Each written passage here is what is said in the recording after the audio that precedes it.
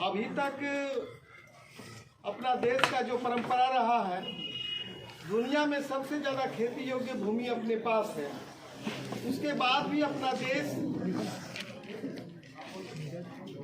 गरीबी में जूझ रहा था।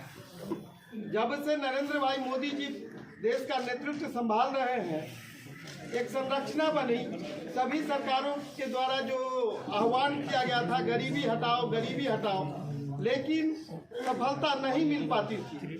जब से नरेंद्र भाई मोदी जी प्रधानमंत्री बने, उन्होंने गरीबी होने का कारण ढूंढा, तो छन करके 14 कारण जो है गरीबी होने का दिखाई पड़ी।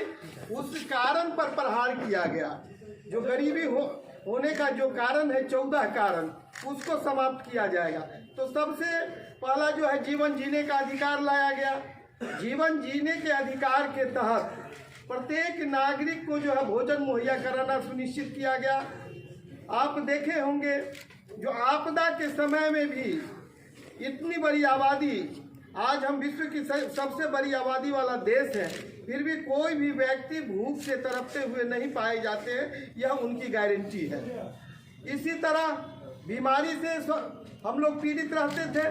स्वच्छता के दिशा में आगे बढ़ने की बात आई तो हर घर नल से जल देने की बात आई।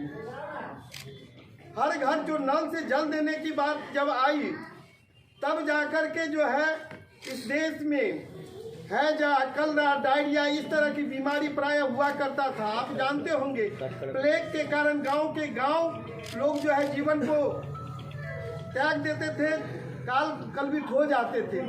लेकिन कोरोना के पीरियड में भी उनके कुशल नेतृत्व के कारण ऐसा कहीं किसी तरह की आपदा नहीं दिखाई पड़ी, और स्वच्छ जल होने के कारण जो है कलरा, हैजा, डायरिया स्वतः समाप्त हो गया। शिक्षा के क्षेत्र में नई शिक्षा नीति लाई गई। कल तक शिक्षा को छोड़े तो प्रत्येक नागरिक को शिक्षित बनाने की बात आई थी। जब से नरेंद्र भाई मोदी जी देश का नेतृत्व संभाले, उनका कहना हुआ जो बेहतर शिक्षा के लिए नई शिक्षा नीति लाई जाए, और नई शिक्षा नीति लाई गई। उसके कारण प्रत्येक नागरिक को उनकी कुशलता के लिए शिक्षित बनाने की बात आई, और उस दिशा में हम अग्रसर हो रहे हैं, आगे बढ़ रहे हैं, और प्रत्येक नागरिक को मूल्य आधारित शिक्षा देने का काम किया जा रहा है। बढ़ती हुई आबादी को देखते हुए इंफ्रास्ट्रक्चर डेवलप करने की बात आई। जो हमारी आबादी जिस हिसाब से बढ़ रही है, तेजी से बढ़ रही है, आने वाले समय में 2047 तक उनके लिए क्या क्या चाहिए, तो विगत प्रधानमंत्री आवास के माध्यम से हर स्तर को छत देने की बात आई। करोड़ों मकान बनाया गया। अभी भी लक्ष्य रखा गया है जो हम आने वाले वर्षों में 2 करोड़ घर बनाएंगे, और प्रत्येक नागरिक को घर मुहैया कराएंगे। सड़क के माध्यम से जानते होंगे आप, जिस हिसाब से अपनी आबादी बढ़ रही है, उस हिसाब से लक्ष्य रखा गया है। जो नेशनल हाईवे प्रत्येक दिन 50 किलोमीटर की रफ्तार से बनाई जा रही है, हम 36 किलोमीटर की रफ्तार तक पहुंच गए हैं। लक्ष्य 50 किलोमीटर प्रत्येक दिन के हिसाब से बनाया जाए। स्टेट हाईवे की बात जब करते हैं, पूरे देश में 100 किलोमीटर के हिसाब से स्टेट हाईवे का निर्माण किया जा रहा है। उसी तरह ग्रामीण सड़कों की जब बात हम करते हैं तो 1000 किलोमीटर प्रत्येक दिन के हिसाब से पूरे देश में सड़क बनाई जा रही है। रक्षा के क्षेत्र में जब हम जाते हैं तो कल तक भारतवर्ष दुनिया से आयात करता था हथियारों का।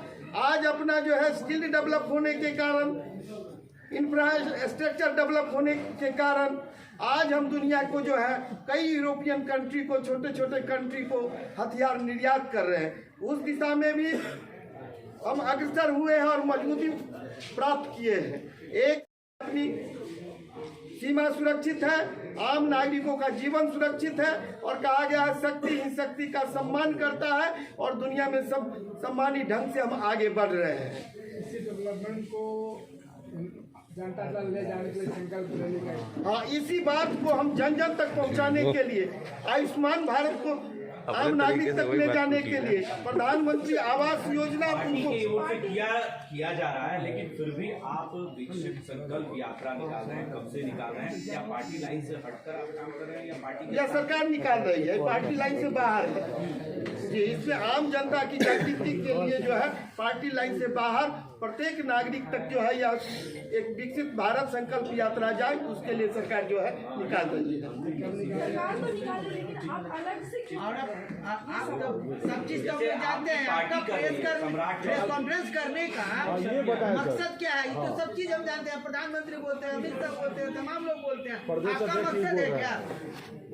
आखिर भारतीय जनता पार्टी के नेतृत्व में सरकार चल रही है, तो हम लोग की महती भूमिका बनती है जो सरकार की योजना को आम जनता तक ले जाए, हमारी भूमिका बनती है। तो सम्राट चौधरी भी ले जा रहे हैं, विजय सिन्हा भी आपके नेता ले जा रहे हैं। आप क्या इसमें करना चाहते हैं ये बताएं। आपकी तरफ से विशेष क्या होगा? अलग से क्यों कर रहे हैं? क्या विशेष? आपकी तरफ से विशेष क्या होगा? सब लोग सभी कार्यकर्ताओं को यह जवाबदेही दी गई है जो रथ यात्रा के साथ जो है आप अपने क्षेत्र में रथ को ले जाएंगे? हाँ, अपने क्षेत्र में हम भी रथ को ले जाने के लिए संकल्पित है और अपने कार्यकर्ताओं के माध्यम से नुक्कड़ सभा, आम सभा के माध्यम से आम जनता को जागृत करने का काम कर रहे हैं।